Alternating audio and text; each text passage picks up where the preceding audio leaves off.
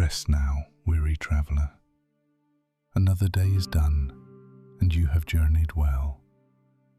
Tonight I shall guide you into the realm of timeless Japanese literature, a world of profound beauty, where nostalgia breathes, shadows whisper, and dark, wondrous tales unfold. Leave the waking world behind and surrender to the tide of these words. Dim your screen, lower your volume, and let your eyes gently close. Step now into the beautiful dark of the story. Run, Melos, by Dazai Osamu. Melos was furious. He resolved that he must, without fail, eliminate that wickedly treacherous and tyrannical king. Melos knew nothing of politics. Melos was a mere shepherd of his village. He had spent his days playing his flute and living among his sheep. However, he was exceptionally sensitive to injustice. Before dawn today, Melos had left his village, crossing fields and climbing mountains, to arrive here in this city of Syracuse, 10 leagues away. Melos had no father, no mother, and no wife. He lived alone with his 16-year-old sister, who was deeply shy. This sister was soon to welcome a certain honest shepherd from the village as her groom. The wedding was drawing near. It was for this reason that Melos had travelled all the way to the city to purchase the bridal garments and the feasts for the wedding banquet. First, he gathered and bought these items, and then he strolled leisurely along the main avenue of the capital. Melos had a lifelong friend, Selenuntius. He was currently working as a stonemason here in the city of Syracuse. Melos intended to pay a visit to this friend. They had not met for a long time, and he was eagerly looking forward to the visit. As he walked, Melos sensed something strange about the atmosphere of the city. It was utterly quiet. The sun had already set, so it was only natural for the city to be dark. But somehow, it was not just because of the night. The entire city felt dreadfully desolate. Even the carefree Melos gradually grew anxious. Catching hold of a young man he met on the street, Melos questioned him. Has something happened? When I came to this city 2 years ago, everyone was singing songs even at night, and the streets should be bustling. The young man merely shook his head and did not answer. Walking a little further, he met an old man, and this time he asked his question with a stronger, sharper tone. The old man did not answer either. Melos shook the old man's body with both hands and repeated his question. The old man, in a low voice, fearful of his surroundings, replied only a little. The king kills people. Why does he kill them? He claims they harbour evil intentions. But no one harbours such evil intentions. Has he killed many? Yes. First the king's brother-in-law, then his own heir, then his sister, then his sister's child, then the queen, and then the wise minister, Lord Alekis. This is shocking. Has the king lost his mind? No, he has not lost lost his mind. He simply cannot trust human beings.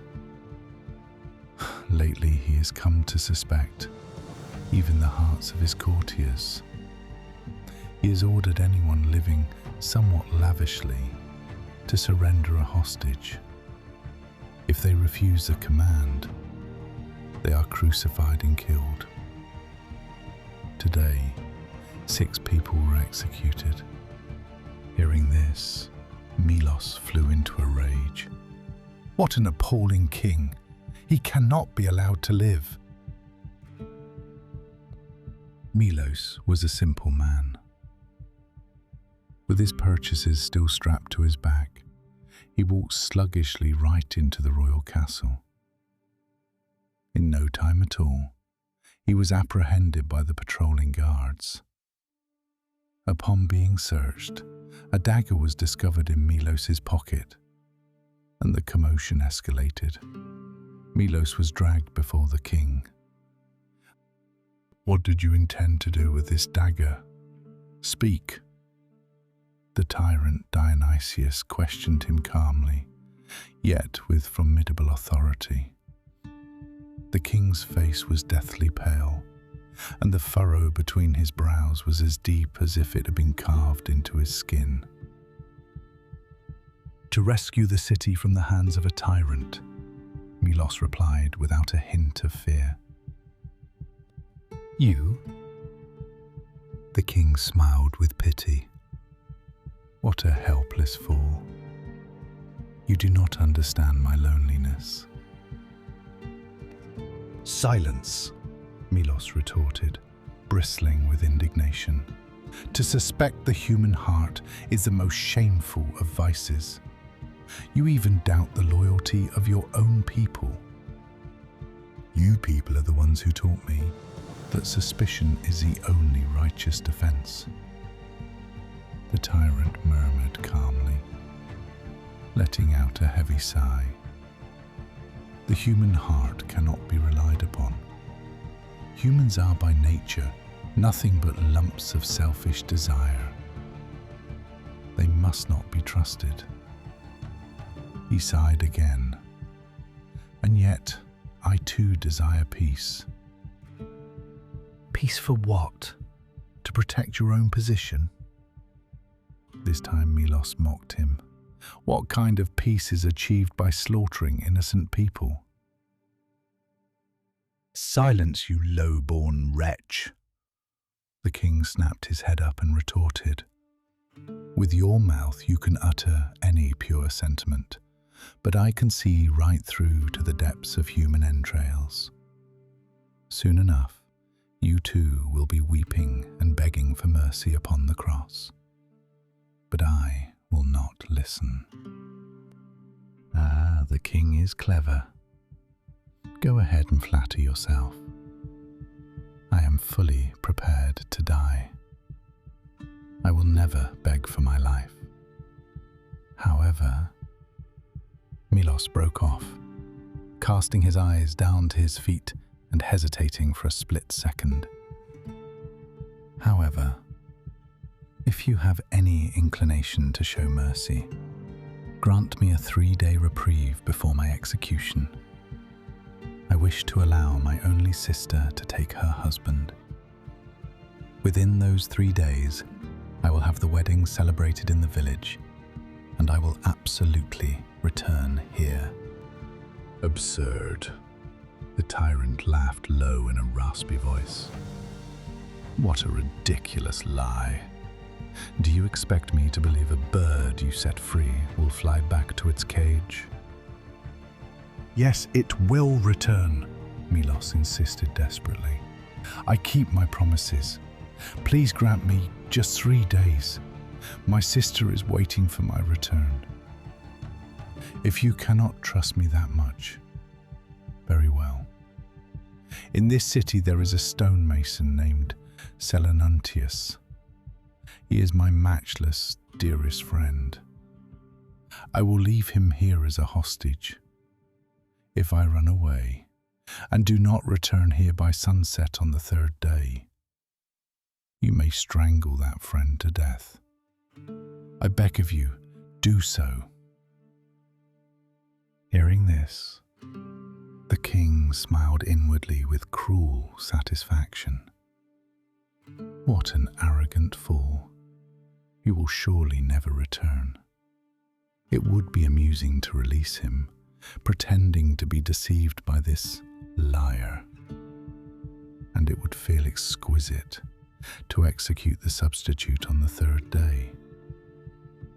I shall put on a sorrowful face and crucify that proxy, saying, "See, this is why mankind cannot be trusted." I want to give those so-called honest men of the world a harsh, unforgettable lesson. "I grant your request," the king declared. "Summon the substitute. You must return by sunset on the third day. If you are late, I will surely kill that substitute. In fact, feel free to be a little late. If you do, your crime shall be forgiven forever." What? What are you saying? No. If your life is precious to you, come back late. I know exactly what is in your heart. Melos ground his teeth in bitter frustration. He no longer wished to utter a single word. His boyhood friend, Selenantius, was summoned to the castle dead of night. In the presence of the tyrant Dionysius, the two good friends met again for the first time in 2 years. Melos explained the entire situation to his friend. Selenantius nodded in silence and embraced Melos tightly. Between friend and friend, that was enough. Selenantius was bound in ropes. Melos departed immediately. It was early summer, and the sky was filled with a blanket of stars. Melos did not sleep a wink that night. Hurrying with all his might along the 10-league road, he arrived at his village the following morning. The sun was already high in the sky, and the villagers had gone out to the fields to begin their work. Melos's 16-year-old sister, Smile, was tending the flock of sheep today in her brother's stead. Seeing her brother staggering toward her, completely exhausted, she was startled and showered him with questions. "It is nothing." Melos strained to force a smile. "I left some business unfinished in the city. I must return there immediately. We shall hold your wedding tomorrow. The sooner the better." His sister blushed. "Are you happy? I bought you beautiful garments too. Come, go now, and let the villagers know. Tell them the wedding is tomorrow." Melos began to totter forward again, returned home, decorated the altar of the gods, and prepared the seats for the banquet. Soon after, he collapsed onto the floor and fell into a sleep so deep he barely seemed to breathe.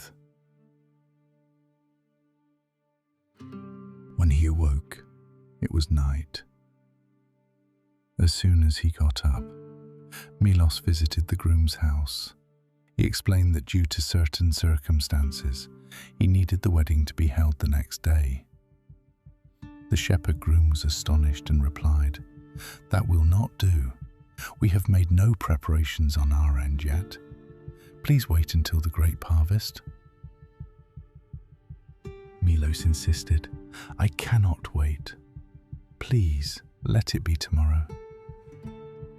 But the groom was stubborn too, and stubbornly refused to give his consent. They continued their argument until dawn, and at last, through coaxing, comforting and persuading, Melos won the groom over. The wedding was celebrated at midday. Just as the bride and groom finished taking their vows before the gods, black clouds covered the sky and raindrops began to plop down. Before long, it turned into a torrential downpour, raining cats and dogs. The villagers gathered at the banquet sensed something ominous, but they forced themselves to cheer up inside the cramped house, enduring the stifling, humid heat. They sang merrily and clapped their hands. Melos, too, beamed with joy, forgetting for a while even that pledge he had made to the king. As night fell, the banquet grew wilder and more festive, and the people completely ceased to care about the heavy rain outside. Melos wished he could stay here like this forever. He longed to live his entire life with these good people. But his body was no longer his own. Things could not go as he wished. Whipping his own spirit, Melos finally resolved to depart. There was still plenty of time until sunset tomorrow. I shall take a short nap and then set off immediately, he thought. By then, the rain would likely have eased. He simply wanted to linger in this house for even a moment longer. Even a man like Melos was subject to the pangs of lingering regret. Approaching the bride, who seemed dazed and intoxicated with joy tonight, he said, "Congratulations. I am exhausted, so please excuse me while I take a short sleep. As soon as I wake up, I will set off for the city. I have important business there. Even if I am not here, you have a gentle husband now, so you will never be lonely. The things your brother hates most in this world are suspecting others and telling lies. You know that, don't you? Never keep any secrets from your husband. That is all I wish to say to you. Your brother is, most likely, a great man, so you should hold on to that pride." The bride nodded as if in a dream. Melos then patted the groom on the shoulder and said, "Being unprepared is mutual. In my house, the only treasures we have are my sister and the sheep. There is nothing else. I give them all to you. And one more thing. Take pride in having become the brother of Melos." The groom rubbed his hands together, deeply bashful. Melos laughed, bowed to the villagers, left the banquet, and slipping into the sheepfold, fell into a sleep as deep as death. Melos awoke around dawn the following day. He leaped to his feet. "Good heavens, have I overslept? No, it is still fine. If I depart right now, I will arrive well in time for my pledge. Today, I will without fail show that king where human faith resides. Then I shall ascend the crucifix with a smile." Melos calmly began his preparations. The rain seemed to have eased somewhat. His preparations were complete. Melos gave both of his arms a wide, vigorous shake and dashed out into the rain like an arrow. "I will be killed tonight. I am running in order to be killed. I am running to save my substitute friend. I am running to shatter the king's wicked malice. I must run, and then I will be killed. Protect your honor from your youth. Farewell, my homeland." It was painful for the young Melos. Several times he felt on the verge of stopping, shouting, "Ay, ay!" at the top of his lungs to rebuke himself. He kept running. Leaving the village, crossing fields, and passing through forests. By the time he reached the neighboring village, the rain had stopped. The sun rose high, and it was gradually growing hot. Melos wiped the sweat from his brow with his fist. Having come this far, I am safe. I no longer have any lingering attachment to my homeland. My sister and her husband will surely become a fine couple. I should have absolutely nothing to worry about now. All I need to do is make it straight to the royal castle. There is no need to hurry so much. I shall walk slowly. Regaining his natural light-heartedness, he began to sing his favourite ditty in a fine voice, strolling along for 2 leagues, then 3 leagues. Just as he reached roughly the halfway mark of the entire distance, disaster struck out of nowhere. Melos's feet came to a sudden dead stop. Look at the river ahead. Due to yesterday's torrential downpour, the mountain headwaters had flooded.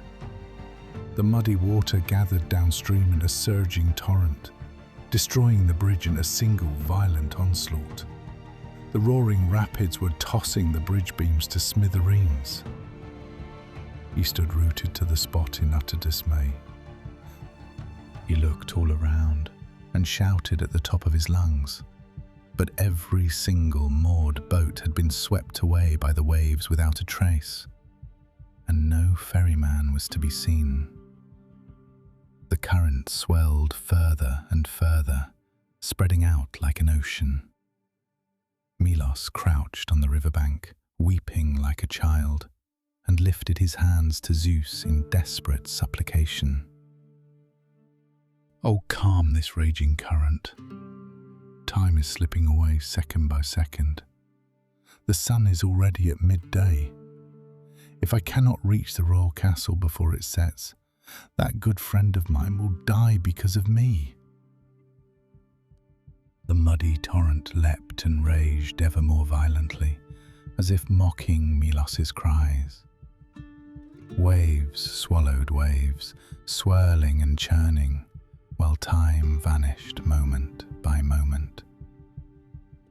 Now Melos made up his mind. There was no choice but to swim across. O gods, bear witness. Now is the time I will display the great power of love and truth, which will not yield even to this muddy torrent. Melos plunged with a splash into the current and began a desperate struggle against the raging waves that writhed like 100 giant serpents. Putting all his strength into his arms, cleaving through the surging, swirling, dragging current as if it were nothing, the sight of this son of man, fighting blindly with the fury of a lion, must have moved the gods to pity. At last, they showed compassion. Though he was washed downstream, he magnificently managed to cling to the trunk of a tree on the opposite bank. Thank heavens. Melos gave a great horse-like shake of his whole body and immediately hurried onward again. Not a single moment could be wasted. The sun was already tilting toward the west. Panting and wheezing with rough breaths, he climbed the mountain pass. Just as he reached the summit and let out a sigh of relief, suddenly a band of bandits leaped out before his eyes. Halt! What are you doing? I must reach the royal castle before the sun sets. Let me go. We will not let you go. Leave everything you have behind. I have nothing but my life, and that single life I am about to give to the king. It is that very life we want. Then, you were lying in wait for me here, on the king's orders, weren't you? The bandits, without a word, raised their clubs all at once. Melos ducked his body in a flash, charged like a swooping bird at the nearest man, snatched his club away and cried, I am sorry, but this is for justice. With a fierce blow, he instantly knocked down 3 of them. While the remaining men flinched, he dashed away and fled down the pass. He sprinted down the mountain pass in one breath, but exhaustion finally caught up with him. Just then, the scorching afternoon sun beat down directly and fiercely upon him. Melos felt dizzy time and again. This will not do. He forced himself to regain his senses, staggered 2 or 3 steps, and finally, his knees buckled completely. He could not stand up. Looking up at the heavens, he burst into tears of bitter frustration. Oh, Melos, you who swam across the muddy torrent, who struck down 3 bandits and broke through this far like lightning. You, a true hero, Melos, to collapse here now from utter exhaustion. How wretched. Your beloved friend, simply because he believed in you, is about to be slaughtered. You will become a matchless emblem of dishonesty, playing right into the hands of the king. He scolded himself thus, but his entire body was withered, and he could no longer advance even as much as a caterpillar.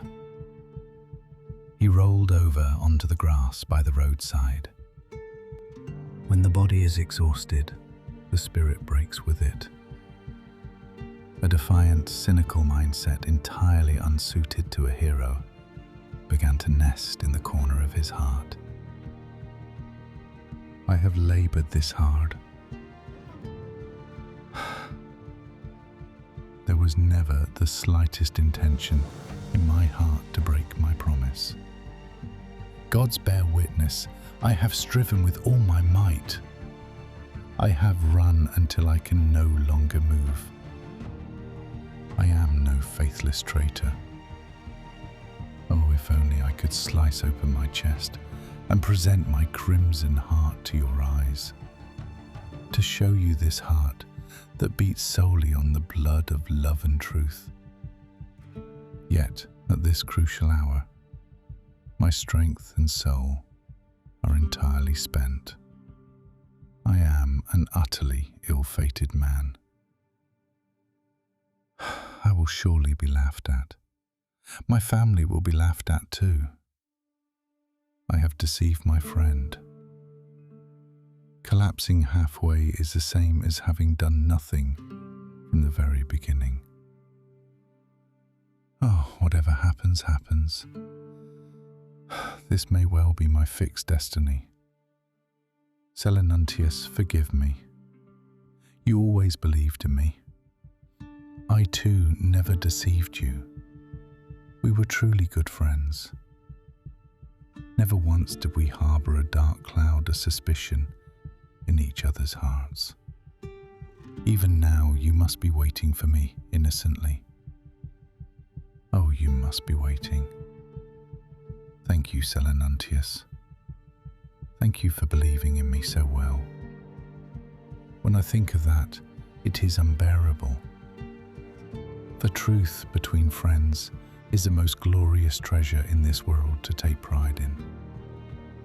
Selenuntius, I ran. There was not the slightest intention to deceive you. Believe me. I hurried and hurried to come this far. I broke through the muddy torrent. I slipped right out from the encirclement of the bandits and sprinted down the mountain pass in one breath. It was because it was me that it could be done. Oh, do not expect any more of me. Leave me alone. It doesn't matter anymore. I have lost. I am a coward. Laugh at me. The king whispered in my ear, "Come back a little late. If you are late, I will kill the substitute and save you." I hated the king's baseness, Yet now that it has come to this, I am doing exactly as the king said. I will go late. The king will laugh at me, entirely satisfied with himself, and release me without any trouble. If that happens, it will be more painful than death. I will be a traitor forever, the most dishonorable race on earth. Selenuntius, I will die too. Let me die with you. You alone will surely believe me. No, is even that just my own self-satisfaction? Oh, I might as well just live out my life as a wicked man. I have my home in the village. I have my sheep. Surely my sister and her husband would not drive me out of the village. Justice, truth, love. When you think about it, they are absurd. To kill another so that you may live, was that not the established law of the human world? Oh, everything is ridiculous. I am a hideous betrayer. Do whatever you please. It is all over. Throwing out his arms and legs, he fell into a faint, restless slumber. Suddenly, a murmuring sound of flowing water caught his ear. He gently lifted his head, held his breath, and listened intently. Water seemed to be flowing right at his feet. Staggering to his feet, he looked and saw a small spring gushing out from a crack in the rock, whispering softly as it welled up. As if drawn into the spring, Melos bent down. He scooped up the water with both hands and took a sip.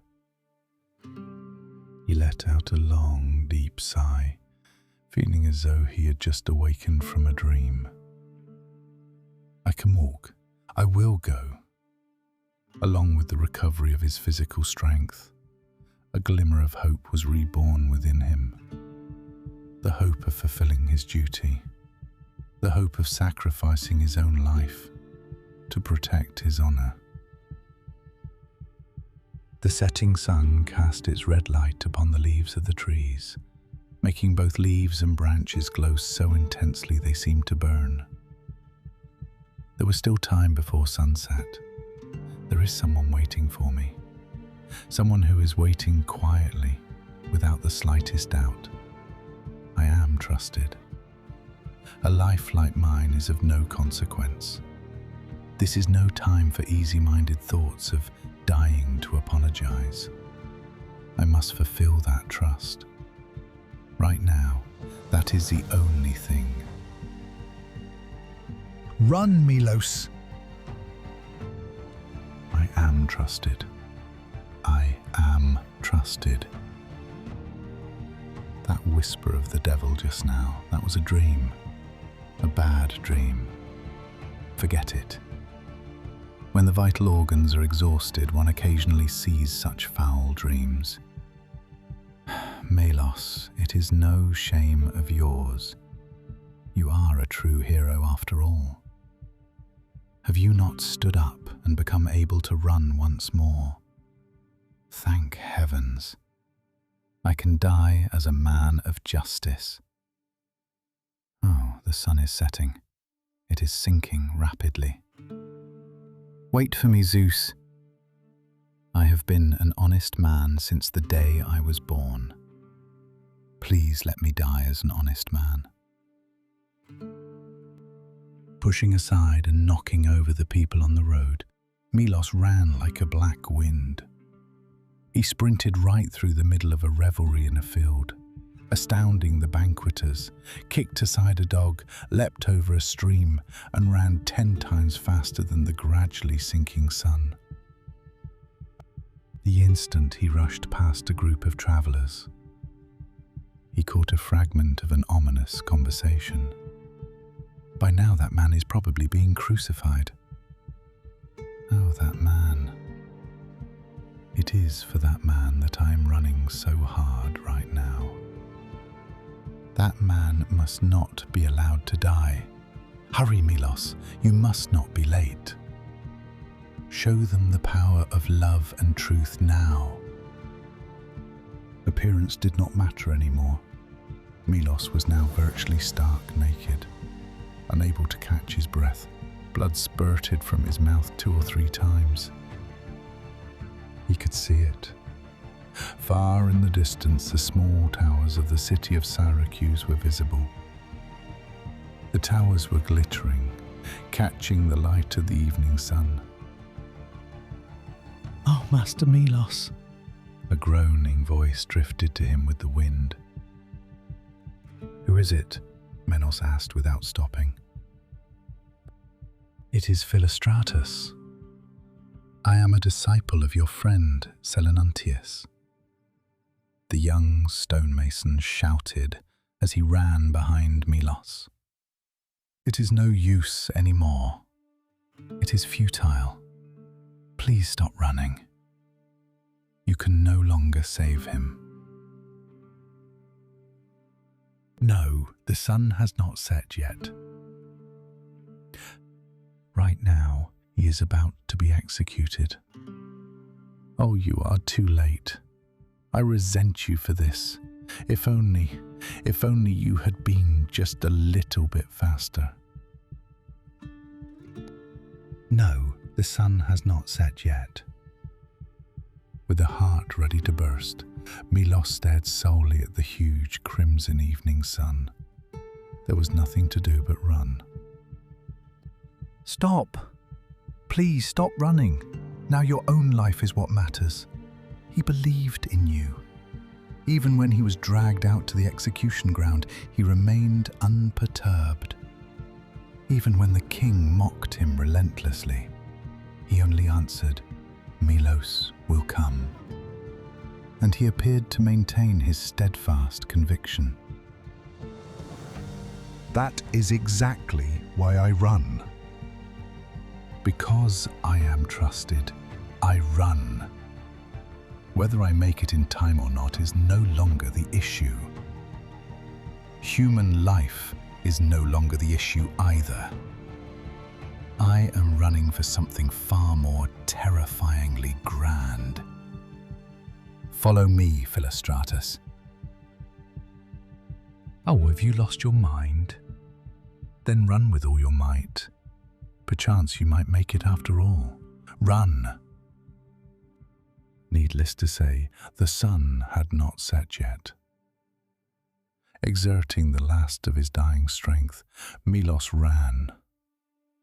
Melos's mind was a complete blank. He was thinking of absolutely nothing. He ran, dragged along solely by a massive, inexplicable force. The sun was swaying as it sank into the horizon, and just as the final sliver of twilight was about to vanish, Melos burst into the execution ground like a whirlwind. He had made it. "Wait! Do not kill that man!" "Melos has returned.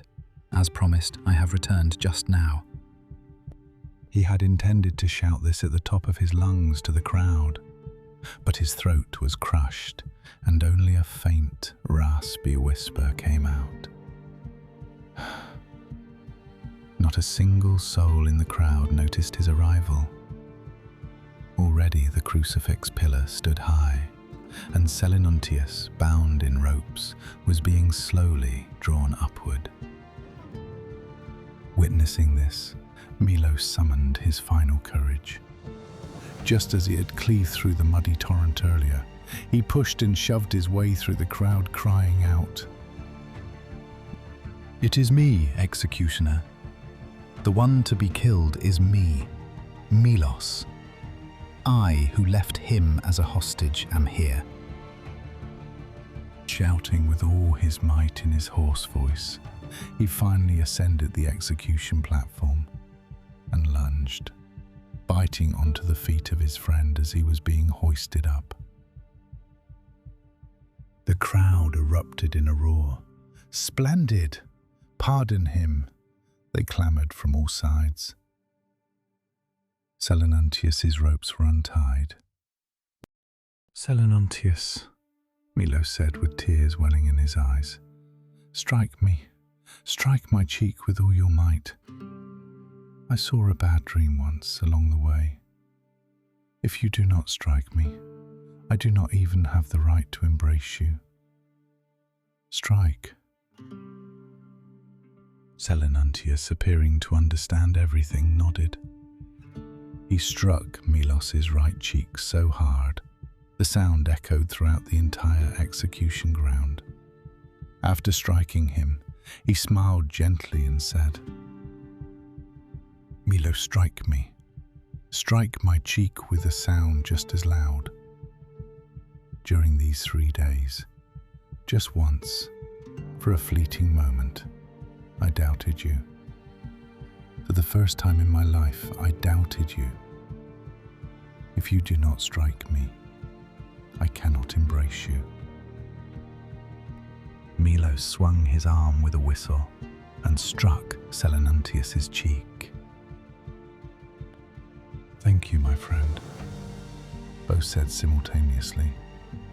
They embraced each other tightly and then wept aloud, crying out of sheer joy. Sobbing voices could be heard from among the crowd as well. The tyrant Dionysius had been staring intently at the two men from behind the crowd.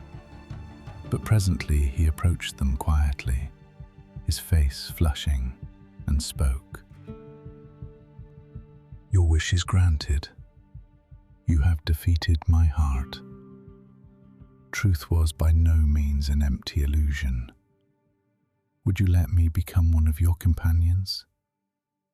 Please grant my wish and make me a member of your circle. A roar of cheers erupted among the crowd. Long live the king! Long live the king! A young girl presented a scarlet mantle to Melos. Melos was bewildered. His good friend, showing great tact, whispered to him, Melos, you are stark naked. Hurry and put on that mantle. This lovely maiden simply cannot bear the thought of everyone seeing your nakedness. The hero blushed deeply. The tale is told. The curtain falls. Wrapped in the lingering echoes of this night, let yourself drift into a deep, serene, and boundless sleep. May the morrow bring you grace and peace. Until then, good night.